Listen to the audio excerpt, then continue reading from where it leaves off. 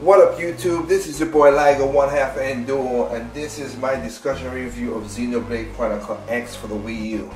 Now, as in the description box below, if you want to get more detail, basically I have a preview video about Xenoblade Chronicles X that I did back in April or May when I had the Japanese version that we're playing the game. I put about 40 hours in that game.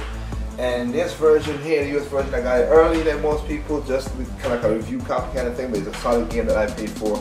So I'm 10 hours in this game right now. So first of all, put this disclaimer up in front. If you come to my channel and you're watching it and I do anything about reviews, technically speaking, I'm biased because I only buy games that I like. That's it. I'm sorry, I'm not gonna review games. I'm not gonna buy bad games to review. That's y'all go have. I spend my money on buying what I want to buy. So let that know up top. But I can give you objectively what the game is all about. That's the difference between some people. So let's get into the nitty-gritty. So I'll give you the good, the bad, and the controversy. And then after that, hopefully I can make this a quick video. So first of all, let me just state this up front. Also, this game is if you're not into RPGs, this game is not for you. If you are into Western RPGs, this game is not for you. You have to be a JRPG fan in a way. If you want to dabble into it and experience something new, that's cool. But just going there with an open mind, if you're going with a closed mind and say this and this and this and this, then I'm just letting you know this game is not for you. And I would not. This game is not worth buying a Wii U for. If you wait for this to buy a Wii U game console for, yeah, that's a problem. See, I can't do that. I cannot recommend a game for one console. No consoles out there. That's why you need a plethora of consoles. I mean, plethora of games. I'm sorry. Then you think this is worth it. But this is one in a list of many. But it's not one to buy the game for. Okay, let's go. Nitty gritty. Number one. Of course, the scale of this game, the bigness, the vastness. Oh my God, this is a very big game. Very big, very wide. The way that Monolith Soft took the time to set this game up so you could go to transition without no problems, no loading, nothing. That's an A+ in my book on this so-called quotation marks weaker software. When you got time to optimize the game, you can do great things with it.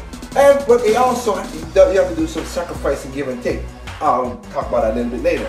But the scope on seeing it, the way, that's why I love this kind of stuff, the art style of thinking of what you could come up with. Love it. The creatures, crazy. The vistas of looking around, crazy. If you love to explore, this game is up your alley. That's one. Two.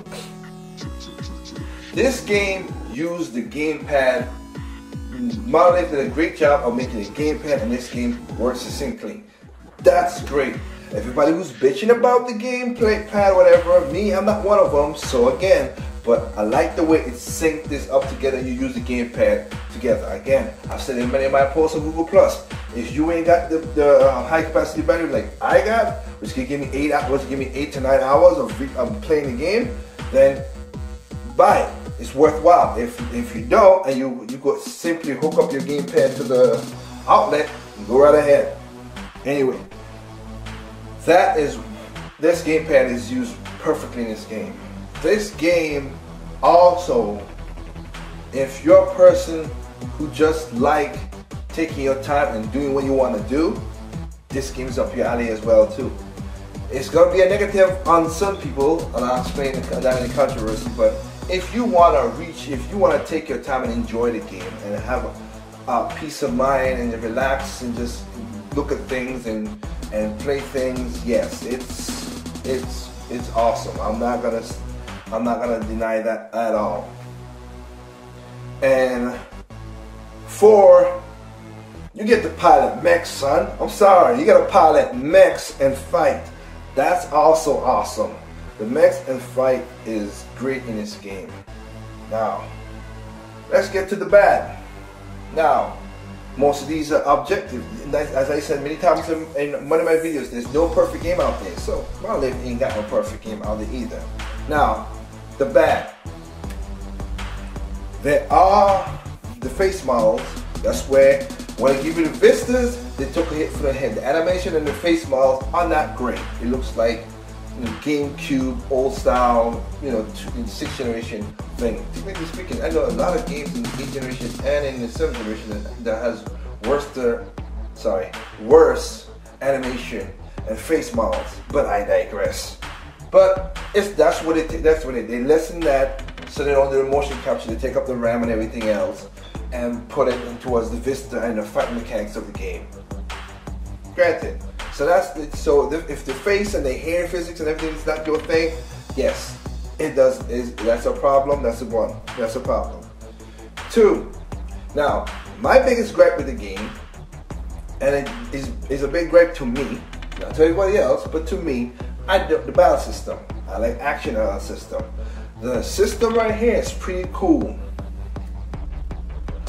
And if you need to understand it, you need to play the old Xenoblade. But the system is pretty cool, but it has flaws in it that I don't like as an action RPG person.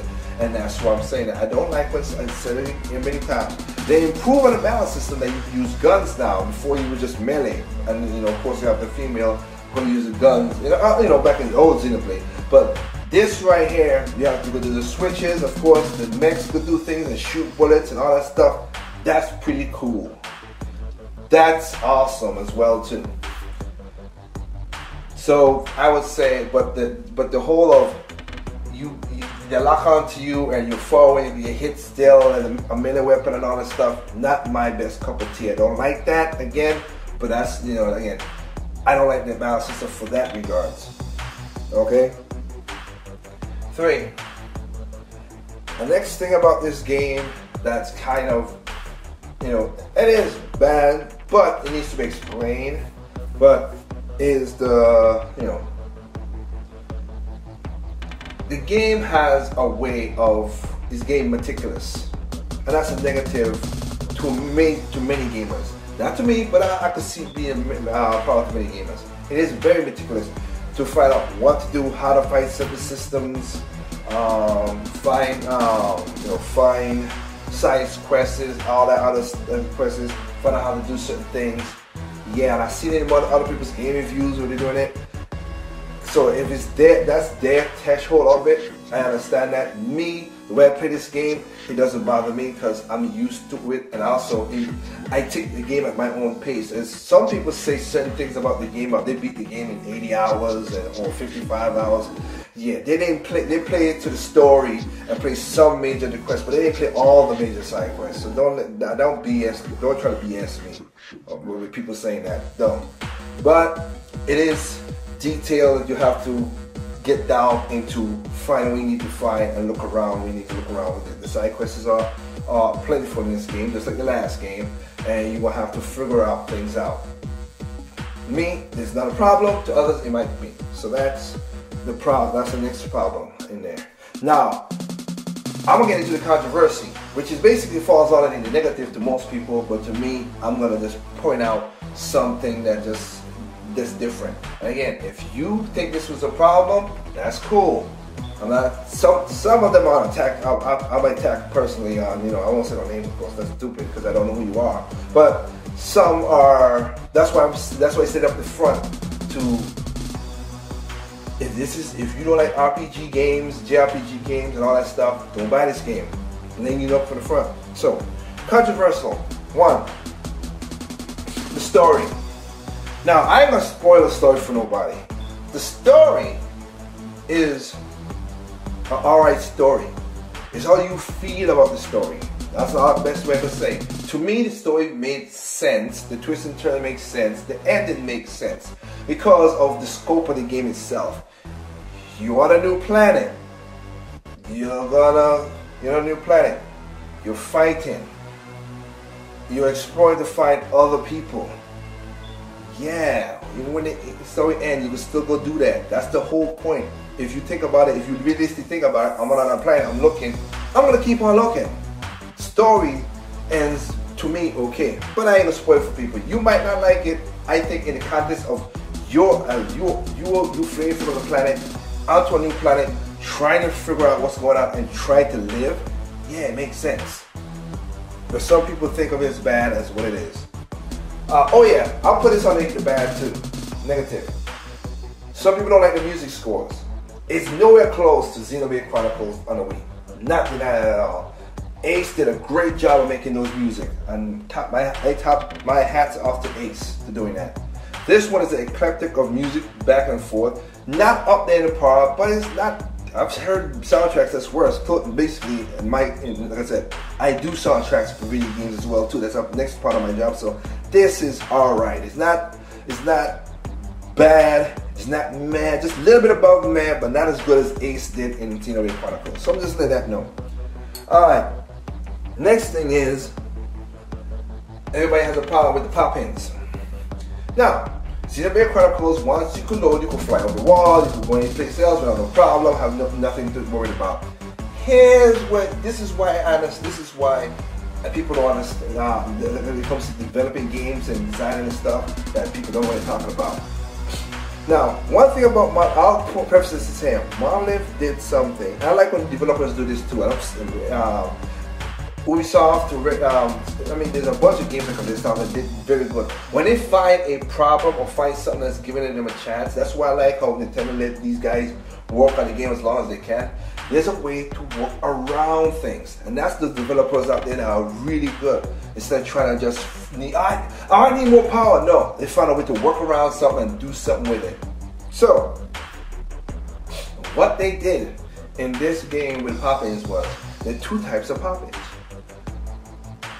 You basically linear or streaming pop-in, or you have aerial pop-ins. Now, this game has aerial pop-ins. The other games have streaming pop-ins. That's the streaming pop-ins. Streaming pop-ins are something that you just try to use the power, but you didn't get the way you want it to be. This shouldn't really happen in most cases.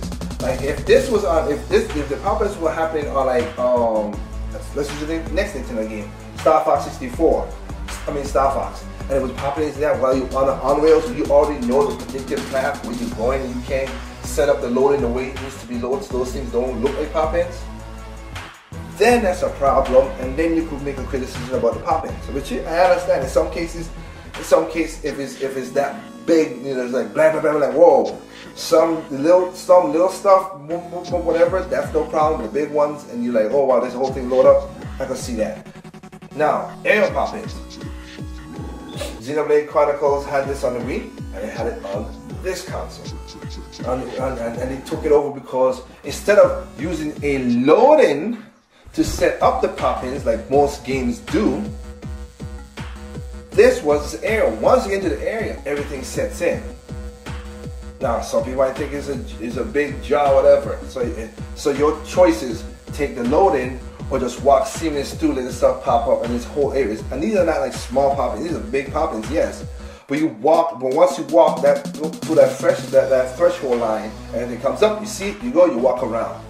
It's not like the whole of Los Angeles, New South Los Angeles does pop like every 10 steps. I pop there, I pop there, I pop there. No. Once you walk the gate, everything sets up, it's loaded, whatever, you keep on going straight. So there's some in the city that I could say that's not excusable, but yeah.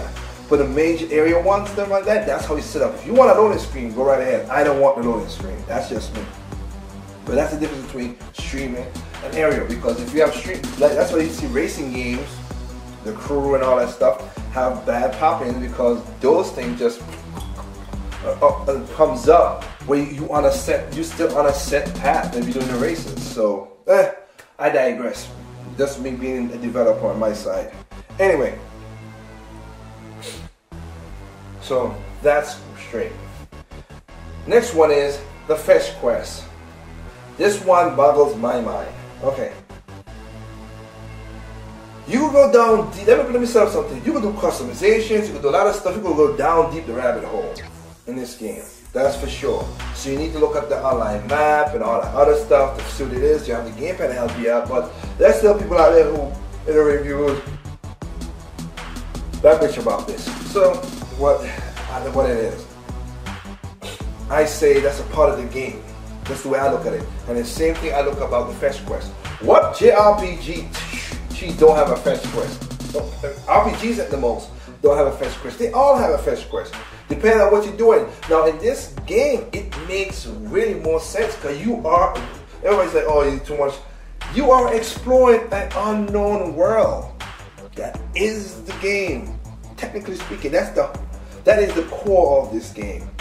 To explore your inhabitants and see what's going on. That's why when you go to certain places, they give you experience points just for exploring. No other game really does that. So that's why I like this game, for that reason. So the fetch quest doesn't bother me because I look at it as an exploring. Yes, some people might not tell you where to physically go. You might gotta listen carefully and read what you read. I know I've seen other people, and I shout out to Gripe who say he didn't understand certain things. Me, I understand them. Again, different style of playing, different style of game. If I see something, if it looks like the reward or something that looks like it's gonna help me out that much, I'm gonna dig deep and go finish the quest off and figure it out. I never use a guide in Xenoblade Chronicles, the one on the Wii or on the 3DS, as everybody says. I never use them. I find what I find, I look where I look, I say, oh, boop, boop, and I look at the detail maps and say, look there, and they tell me where to go, and I figure it out. Again, that's me trying to say that this is an exploring kind of video game. So so it's not a problem. But again, to say a fetch quest is a problem in a game where you gotta explore and look for, Rania, which is the energy source and everything, is to find other human beings and everything. To me, that's a gripe that's not need to be there. If you can't play the game this way, I'm sorry for you. I feel for what you're going through. I play the game different than you. That's all it is. And I will have to say, the last controversial is, from my point of view, and this is just personal. And again, because the reason I'm saying is because I've seen developers. I haven't seen all of them, don't get me wrong, but I've seen developers from EA, Ubisoft. I've seen some people from lazy side and some people who takes the time to craft the game. And that's what I said about the whole thing about they found a way to get around things. I love game designers who find a way to get around certain restrictions and make a good game. And you make a good game. They might have something like that. They choose to make the world better than the faces. Okay. They choose to use area pop-ins than stream pop-ins. So instead you keep on walking 10 seconds, something popping in. That's a better way to do it. In other words, use the load areas. They use the pop-in area so they don't have a loading screen. Love that. That's just the way I as a game designer. And the thing that kills me is it. They optimize this game to the Wii U. The Nintendo developing team, but they Wii U. That's something that kills me. Optimization. It don't matter what everybody else in power comes into like maybe the 10% of I need more power to do this. But when you can't think and use the algorithms or anything else or the way to code to get around the problems that you think you have a problem. That's why I pay my respects to the late great Iwata. Everybody had problems figuring out how to work this for the Pokemon game, and he sit down, roll his sleeves up, and he figured it out. Instead of getting more power, he figured around the game, and that's what this is what showed me. The Wii U, on specs, on par, and all that stuff. Everybody else think it's a Wii console. You know what? Keep your thought. It's a Wii console, but damn. To me, it shows a great development team who could take their time and put this massive game on this quote-unquote weak system and does all the customizations that this freaking game has, while other games don't have this nowhere close to customization, and they're big games and all the other stuff. This is my hats off to the company, to Monolith Soft and to Nintendo. That's why it's Enduro. That's why I love Nintendo. I'm not going to deny it. When people take their time to optimize and make the game good, then I have no problem with it. Fun at the outset. That's all I like about it. So, don't get me wrong. I have other games I want to buy on PC and everything, but again, I don't see nothing that makes me intrigue me to say, oh, I have to go try the other stuff. There are other games that I'm missing out right now, honestly, that are great. I'm not denying that at all. But I just need to know that a certain level, I have a certain level in my book that a game needs to reach. Maybe not your level, maybe not the next person level to you. But if they don't reach to that level, I'm not buying the game. And I bought this game, the Japanese version, even though I can read kanji to most degree, and I can understand Japanese to most degree. I am not fluent in the language. That's just not me. That's just not it. But I know enough to play the game that I went out and bought and got the special edition Japanese version. That's why I'm just buying a regular. That's why I'm just downloading the game now for the US version. That's it. Again, this is a good game. I don't get scores because I don't want to tell anybody to go buy something if you want it. This game is a good game. Don't get me wrong. And the way I play, I think it's a great game. But again, you might play somewhere different. But if you do not like RPGs, do not play this game. If you do not like JRPGs, do not play this game. Alright? If you want to tiptoe in and try it, go right ahead, try it. But know that this is a massive game that will take time to play and defeat and understand. And this is kind of a game where you go, for me, I could play for months because not like regular JRPGs like I play. Like I have Tales of Hysteria. If I really sit down and play that game, I can go through that game within 3-4 weeks if I want to, but because of my schedule and blah blah blah. But anyway, this game right here is I'm putting my mind into that. I'm the character. You just found me. We're on this planet. We need to find what the hell's going on. Oh hey dude, go ahead and find this. Go ahead and find that. We are surviving people in an unknown world. That's the way I went into this game. That's why the story makes sense to me. That's why the fetch quest makes sense to me. That's just, it tried to make as a living game as I put my mind into the person I made. So with that said again, this game is nowhere close to perfect. I always said it already. There's no perfect games out there. But, again, is it worth to buy a Wii U for? No. But is it a great game? Yes. If you like RPGs and JRPGs at the most, or if you like to lose yourself in a world of imagination. Really walk a factory, but hey, if that's your case, this game is good. So with that said, remember, there's no perfect games out there. What's perfect to you is not perfect to me. What's perfect to me is not perfect to you. Simply play your games, and if you pick this up and you enjoy it, thumbs up, man. I hope you do, and I hope, like I said, I hope you pass on the goodness of this game with your opinions. Because again, there's no perfect games out there. Peace.